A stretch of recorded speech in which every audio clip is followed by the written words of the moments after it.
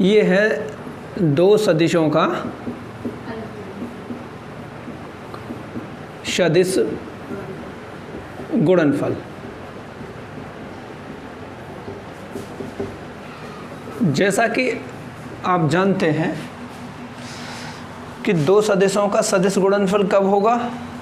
जब हम दो सदिशों की गुणा करें और उनका गुणनफल क्या निकल आए? सदिश निकल आए, सदिश राशि आए, तो उसे कहेंगे हम सदिशों का सदिश गुणनफल। अब उसकी डेफिनेशन क्या है? परिभाषा में आप बड़े आसानी से ये लिख सकते हैं कि हमारे पास मान लो दो सदिश हैं, ठीक, और वो सदिश मान लिया हमने ए और बी है। जब हम उनका गुणनफल करते हैं तो ए क्रॉस बी लिखते हैं सदिश गुणनफल के लिए, क्योंकि हमने ए डॉट बी लिखा है अदिश के लिए, ये हमने माना है अपने आप।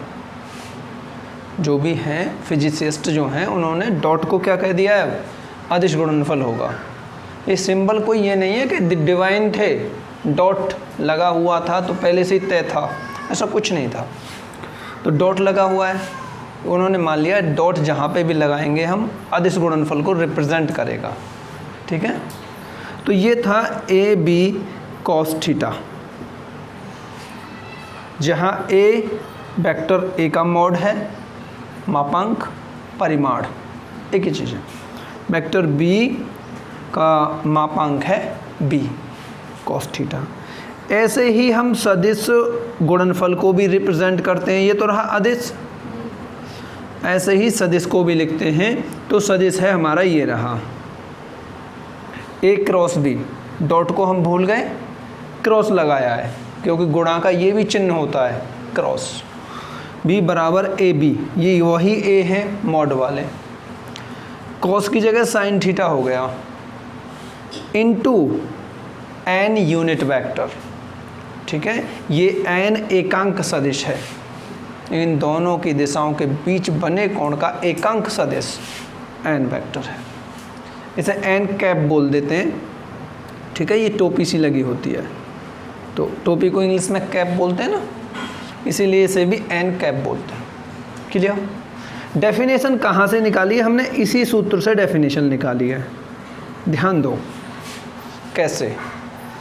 दो सदिशों का सदिश गुणनफल, इतना तो लिखेंगे, उन दोनों सदिशों के परिमाणों, ये वाले परिमाण, तथा उनकी दिशाओं के बीच बने कोण, ये वाले, ठीक, कोण जो बना हुआ थीटा की जया बोलते हैं साइन के लिए, ठीक है। इस साइन के लिए कोण की जया लगा दी, मतलब साइन थीटा लगा दिया, कि गुणनफल के बराबर होता है। इसकी इन दोनों की गुणा साइन से की तो आ गया हमारा सदिशों का गुणनफल बराबर होता है, तथा इनकी दिशा, जो इनकी दिशा होती है, डायरेक्शन, सदिश तल के, जो सदिश होते हैं उनके तल के क्या होती है? लंबवत होती है। जो एक सदिश, दोनों सदिश एक तल बनाएंगे, उसके ठीक लंबवत होगी इस गुणनफल की जो राशि निकल के आएगी उसकी दिशा, ठीक है। जैसे हमारे पास एक एग्जाम्पल है कि यदि हम F इंटू आर, F क्रॉस आर करें, मान लो F is the force and R is the distance को रेफर करता है। ये तो डिस्टेंस ही तो होती है, दूरी। अच्छा, लेकिन R को बोलते हैं, जब हम बलागुण पढ़ते हैं तो क्रिया रेखा से लंबवत दूरी। तो ये बनती है हमारे लिए क्या? बलागुण, बल टॉ, ठीक है, टॉ बोलते हैं, टाओ बोलते हैं, जो भी आप कहो। ये भी क्या है? बलागुण भी एक सदिश राशि है। तो दो सदिशों की गुणा की और सदिश राशि ही निकल आया, तो ये कौन सा गुणनफल हुआ? सदिश गुणनफल हुआ, ठीक है। अगर यहाँ पर टॉ ना आकर, ठीक है, क्या आ सकता था, हम अगर बल में दूरी की गुणा करें तो कार्य भी तो निकलता है। हो सकता था कि हमने बल में दूरी से गुणा की, दूरी हो या कुछ भी हो, विस्थापन कहें, विस्थापन इज बेसिकली दूरी, तो ये अच्छा सीधी दूरी है डायरेक्ट, और यहाँ पर निकल जाता कार्य।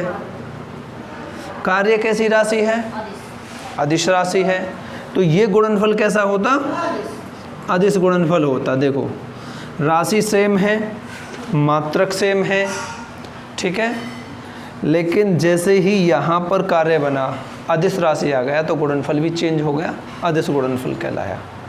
आगे बात समझ में? तो हमें बस इतना ध्यान रखना है कि सदिश गुणनफल में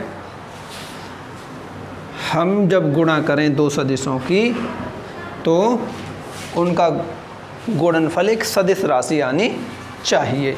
फॉर एग्जाम्पल, देखो क्या लिखना है, फॉर एग्जाम्पल लिख लीजिए। जब बल तथा बल की क्रिया रेखा से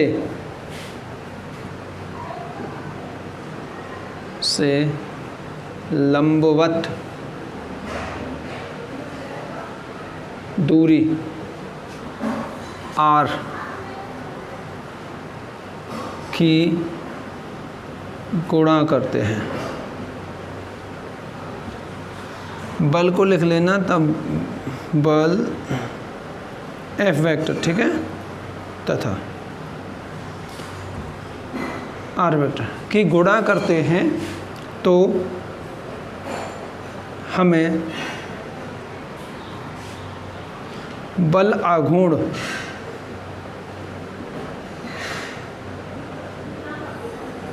ब्रैकेट में टॉ सदिश राशि प्राप्त होती है।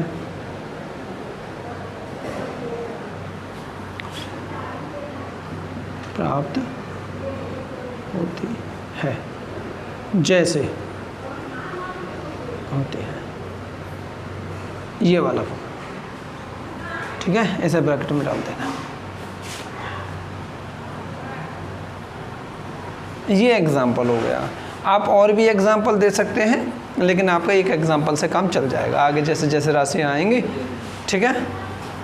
हाँ जी, आगे इसके पढ़ने हैं अब हमें प्रॉपर्टीज़, गुण। ओके, मैं मिटा लूँ इसे, लिख लेंगे।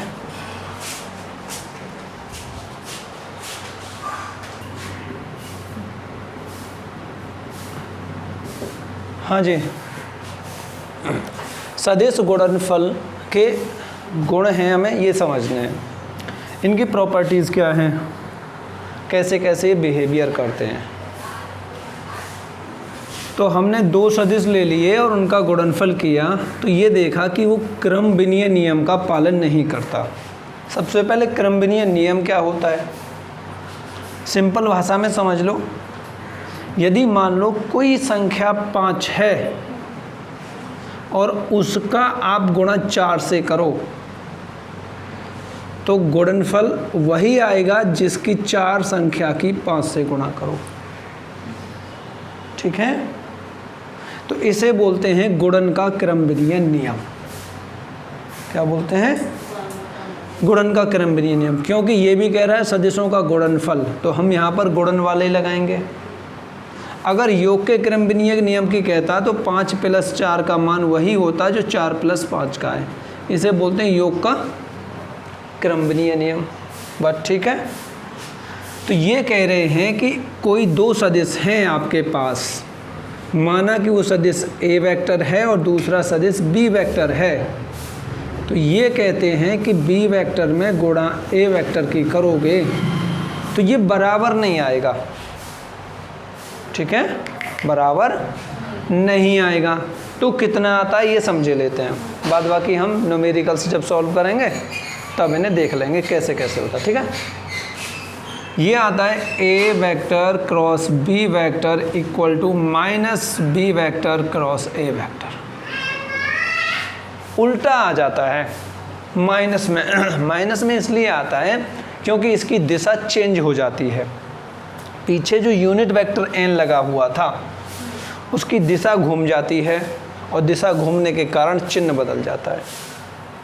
ठीक है, कोई चीज़ को आप ऐसे करके यूं कसोगे तो ऊपर जाएगा, अगर आपने उसका यूनिट वेक्टर घुमा दिया उल्टा तो किधर आएगा, नीचे आएगा। दिशा चेंज हो गई, बात आ गई समझ में। इसीलिए जब दिशा चेंज हो गई तो नेगेटिव हो जाएगा वर्क तुरंत की तुरंत। ठीक, तीसरा है गुणन का वितरण नियम। वितरण नियम क्या होता है ये समझ लो। वही मैं एग्जांपल ले रहा हूँ कोई संख्याओं का। मान लीजिए कि संख्या आपके पास कोई a है और यहाँ पर b प्लस c, ऐसे करके कोई संख्याएं हैं। ठीक है, अब आप a को इन पर बांट दो अलग अलग। क्लियर? तो क्या नियम होता है देखो, a को बांटा b के साथ प्लस a को बांटा c के साथ। अगर ये इक्वल है तो वितरण नियम पालन करता है, और अगर इक्वल नहीं है तो मतलब अब आएगा समझ में। देखो, मान लीजिए 2 है यहाँ पर कोई संख्या, ब्रैकेट में 5 प्लस 3 है, तो हमारे पास सॉल्यूशन करने का तरीका क्या है, इन्हें जोड़ लो। कितना आया, कितना आया, 16। ऐसे ना जोड़कर हम ऐसे भी तो कर सकते थे, 2 गुणा 5 दूनी 3 दूनी, योग आ गया। ठीक है, ऐसे ही ये सदिशों का सदिश गुणनफल वितरण नियम का पालन करता है। आपके लिए कोई सदिश दे रखे हों तो आप आराम से एक दूसरे के ऊपर डालकर उन्हें आगे बढ़ सकते हैं।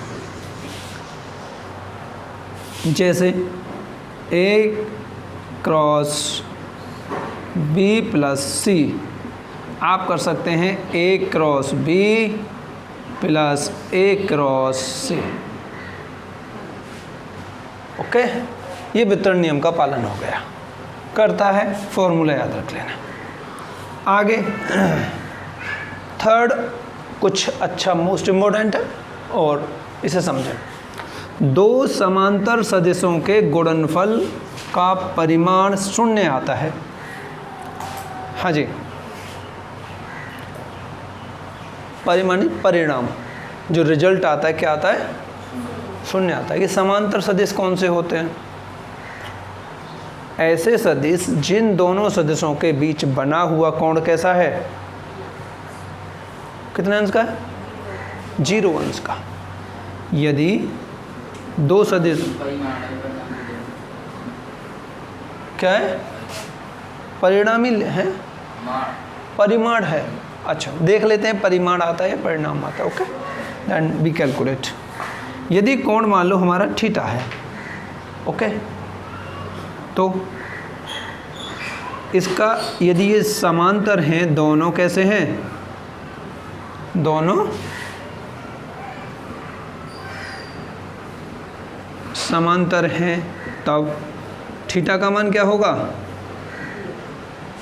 0 अंश होना चाहिए, राइट। और जब 0 अंश होगा तो लगा लीजिए, मान लो 2 सदिश, यहाँ देखो, माना कि 2 सदिश A तथा B वेक्टर है। ओके, इसे मैं मिटा लेता हूँ, इसे आप बता देना।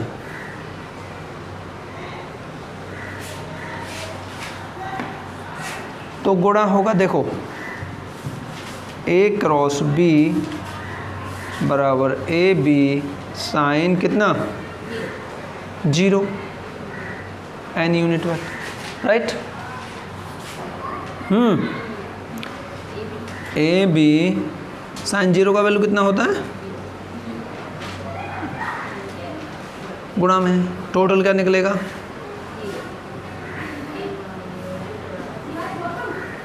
क्या निकला इनका, ए क्रॉस बी का रिजल्ट क्या आया, 0। तो परिमाण नहीं, परिणाम ही होना चाहिए, परिणाम होना चाहिए, ठीक है। उसे आप शुद्ध कर सकते हैं, क्या लिखोगे यहाँ, परिणाम, रिजल्ट आता है 0, ना कि परिमाण आता है। परिमाण तो यही हो गया हमारा ए बी, इनसे क्या है, ठीक। अच्छा नेक्स्ट अभी क्या था जो हमने मिटाया, हाँ मैं इतने को मिटा लूँ, अभी उतारा ना है, चलो देखो किसी सदिश का, सदिश का स्वयं के साथ सदिश गुणनफल, ये छोटा सा है देख लो, गुणनफल शून्य ही होगा, शून्य होता है सदिश गुणनफल। कैसे होता है शून्य, मान लीजिए कि कोई ए सदिश है, माना सदिश ए है, अब ए स्वयं के साथ तो कोई कोण बनाएगा नहीं, जो कोण बनाएगा वो 0 अंश का होगा, ठीक है। आप लिख सकते हैं तब सदिश ए का सदिश ए से, ए का ए वेक्टर से बनाएगा कोण कितने अंश का, थीटा बराबर 0 अंश। तब क्या करना है, ए क्रॉस ए बराबर ए इंटू ए साइन 0 एन यूनिट वेक्टर, क्या आएगा, 0 आ जाएगा। That's very simple. ऊपर का ही नीचे जो विश्लेषण हो गया ये मान लो, ठीक है। इधर ध्यान दो, बाद में उतार लेना। अब मान लो पांचवा क्या है, दो परस्पर लंबवत सदिशों का सदिश गुणनफल क्या आता है। माना कि दो सदिश हैं हमारे पास, सदिश ए तथा बी, इनके बीच का कोण कितना होगा, इनके का कोण 90 अंश, क्योंकि लंबवत है, ऐसे करके 90 डिग्री का बनाएंगे। तो निकाल लो। हमारे पास सूत्र क्या है, ए क्रॉस बी बराबर A B sine theta. Okay, क्या निकलेगा, ए बी साइन 90। साइन 90 का वैल्यू कितना होता है, 1। तो क्या आ गया, ए बी। तो ए क्रॉस बी आप लिख सकते हैं, यूनिट वेक्टर था, एकांक सदिश, उसका जब आप परिमाण निकालेंगे तो एक ही आएगा, ठीक है। वो केवल दिशा को रिप्रेजेंट करता है और उसका कोई खास रोल नहीं है, और दिशा भी खास है इसमें। आप ये मत समझना कि खास ही नहीं है वो। In some case you can left this, आप उसे छोड़ सकते हैं कुछ केसों में, लेकिन ये नहीं है कि आप उसे भूल जाएं। समझ रहे हैं, भूलना हानिकारक होगा। इसके बारे में क्या लिखना है, सुनो क्या लिखना है, यहाँ लिख दें, दो परस्पर लंबवत सदिशों का सदिश गुणनफल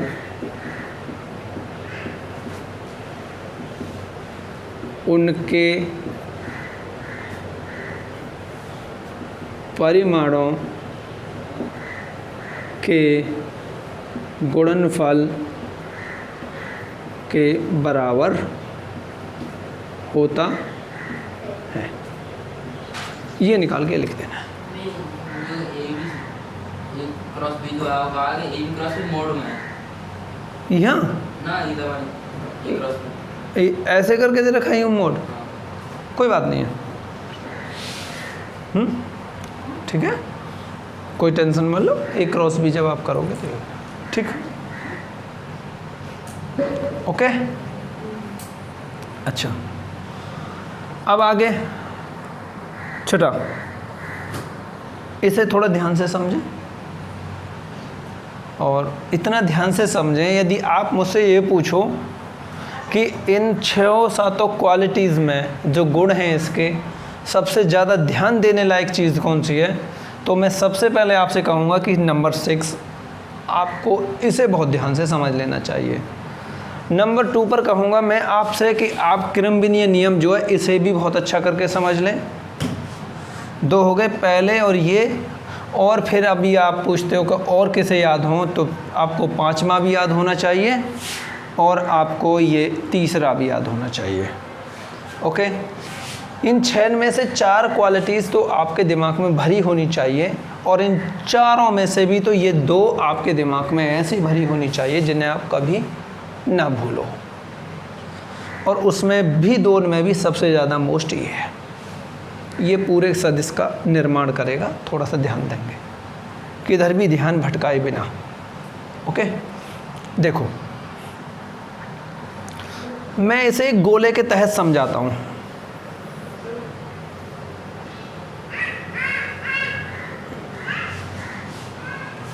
ओके, मैं लिखता हूँ IJ K, दिशा इनकी ये रही। ठीक है, लंबकोणीय एकांक सदिशों का IJK का पारस्परिक गुणनफल। पारस्परिक का मतलब इनका आपस में गुणनफल क्या है ये समझ लेते हैं। ठीक है, देखो जब I से J की गुणा होगी, I क्रॉस J बराबर क्या है K, इन दोनों की गुणनफल इसके बराबर होगा। ठीक है, J क्रॉस K बराबर क्या होगा I यूनिट वेक्टर, और K क्रॉस I बराबर J। बात आ रही है समझ में? अब इनका थोड़ा सा रिवर्स गेट डाल दो। ठीक है, उल्टा करते हैं, I क्रॉस K, I की K से गुणा, I क्रॉस K तो क्या आएगा माइनस J। उल्टा चल रहे हैं, देखो दिशा के विपरीत। ठीक है, I क्रॉस K बराबर माइनस J, या आप कह सकते हैं कि माइनस I क्रॉस K बराबर J। माइनस इधर से हटाया, इधर लगा दिया। बात आ रही है समझ में? अच्छा, इसी पर आ जाओ, I क्रॉस K बराबर क्या आया J, K क्रॉस J बराबर क्या आएगा क्रॉस J बराबर माइनस I। ओके, और J क्रॉस I बराबर क्या आएगा माइनस K। अब आपको ये चीज़ें याद होनी चाहिए, यही इनका पारस्परिक का मतलब होता है आपस में गुणनफल। ये नियम को हमारा वो करेगा। जबकि तुम्हें पता है कि I डॉट I क्या था, हैं एक, K डॉट K क्या था एक, और I डॉट J क्या था 0। ठीक है, ऐसी चीज़ों को ध्यान रखना है। अब यहाँ पर I क्रॉस I क्या आएगा एक, K क्रॉस K क्या आएगा एक, J क्रॉस J क्या आएगा एक। ठीक है, यहाँ पर अब आप इन्हें जो है याद कर लो, I क्रॉस I बराबर 1, J क्रॉस J बराबर 1, और के क्रॉस के बराबर 1। ओके, तो मैं ये समझूँ आपके समझ में आया? ठीक करके आया? नहीं? उतार सकते हो जो उतारना है। हाँ जी, आई डॉट आई का वैल्यू है 1 और जे डॉट जे का वैल्यू 1, के डॉट के का वैल्यू 1। ठीक है, और आई क्रॉस आई का वैल्यू 0, के जे क्रॉस जे का वैल्यू 0 और के क्रॉस के वैल्यू 0। क्यों है ये समझ लीजिए। ठीक है, ये जो अभी बता रहे थे, ये नियम हमारा डॉट का और क्रॉस का अलग अलग होता है। ठीक है, देखो ये वाला गलत है और ये वाला सही कैसे है ये समझ लेते हैं। आई स्वयं अपने साथ जो एंगल बनाएगा कितने अंश का बनाएगा? 0 अंश का। एक सदिश अपने ही साथ जो कोण बनाएगा 0 अंश का बनाएगा। तो आप आराम से निकाल सकते हैं कि आई डॉट आई बराबर I I cos 0। Right, clear? I का जब परिमाण निकालेंगे 1 आएगा। ये मॉड होता है ना ऐसे करके, तो परिमाण लेंगे 1 आ जाएगा। 1 इंटू 1 कॉस 0 का वैल्यू कितना है? कितना? कॉस 0 का मान कितना होता है? 0 होता है कि 1 होता है?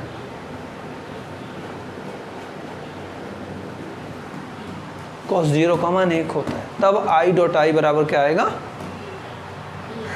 1। इसी प्रकार जे डॉट जे का वैल्यू भी निकाल लोगे, के डॉट के का वैल्यू भी निकाल लोगे। जब हम यहाँ देखते हैं तो मैं कोई सा भी ले लो, जे क्रॉस जे का मान कितना होगा? Mod of J and mod of J into sine 0, क्योंकि जे अपने आप से जो कोण बनाएगा 0 अंश का बनाएगा। साइन 0 का वैल्यू कितना होता है? 0। मॉड जे का मान कितना होगा? 1 और गुणा 1। जब गुणा करोगे तो 0 का किसी में भी करो, जे क्रॉस जे बराबर क्या आएगा? बात आ गई समझ में? यहाँ पर आप क्या कह रहे थे? आई क्रॉस आई बराबर 1 और जे क्रॉस जे बराबर 1 और के क्रॉस के बराबर 1। ऐसा नहीं है। आगे समझ में? क्लियर? अब तो कोई ज़रूरत नहीं है इसमें। ओके, चलो आगे देखते हैं अभी क्या है। नाभ की गति नहीं है, अभी एक और गति है, सदिशों की ही गति है। अरे बात ये है, आपने ये सारी रामायण सी तो पढ़ ली, अब निकालोगे कैसे? जब सदिश गुणनफल दे रखा होगा तो आप गुणा कैसे करोगे? दिक्कत तो ये है ना सारी।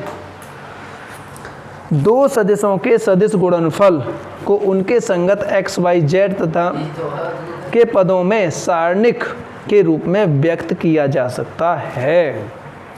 देखो इतना सारा हम नहीं पढ़ेंगे, ये दे रखा है, बहुत छोटा सा करेंगे। ये क्या था? नेक्स्ट 7th में था। दो सदिश हैं A तथा B, इनके x, y, z जो घटक होते हैं वो क्या होंगे? के x, y, z घटक। जानते हो एक क्या होगा? a x i, a y j, a z k होते नहीं होते? a का x घटक a x, y घटक a y और z घटक a z। इसी प्रकार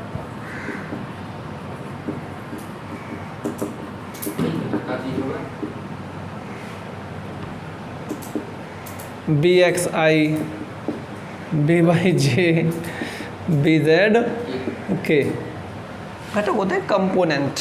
जैसे कि आप किसी सदिश को तोड़ोगे तो जो सदिश जो आया है ना इकट्ठा होकर, उसकी वैल्यू है ये, ए की तरफ इतना था, बी की तरफ सॉरी एक्स की तरफ इतना था, और वाई दिशा में इतना था, और जेड दिशा में इतना था। इनके घटकों को जोड़कर हमने क्या किया, इनका एक बनाया है सभी दिशाओं से लेकर।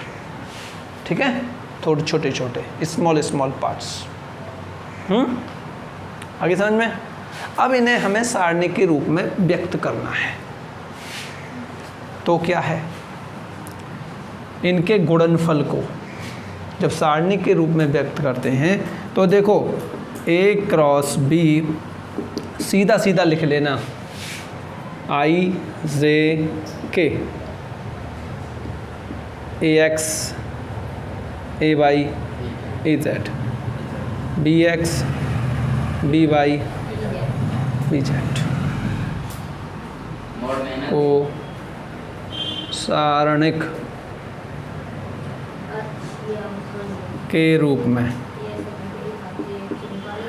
अब इनका मतलब क्या होता है, जब इसे खोलते हैं, खोलने का नियम समझो, ये मोड नहीं है, ये सारणिक है, डिटर्मिनेंट। ठीक है, जब इन्हें खोलते हैं तो कैसे करते हैं, देखो पहले में क्या है, आई लिखो, समझ रहे हो, आई लिखा, ये गायब और ऊपर की गायब, इसकी गुणा क्या करोगे, AY BZ माइनस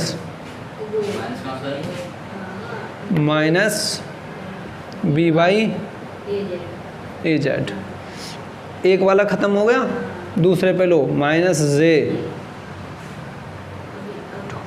ये ख़त्म, AX BZ minus BX AZ plus के, एक बार प्लस माइनस प्लस। ठीक है, आपका ये ख़त्म, BY AX minus BX AY। इस प्रकार से आप इसका प्रसार करते हैं सारणी का। ओके, आ गया समझ में, क्लियर। क्या लिखा है कि गुणनफल को ऐसे व्यक्त किया जा सकता है। ठीक है जी, अब आप न्यूमेरिकल्स देख सकते हैं इसमें चाहो तो।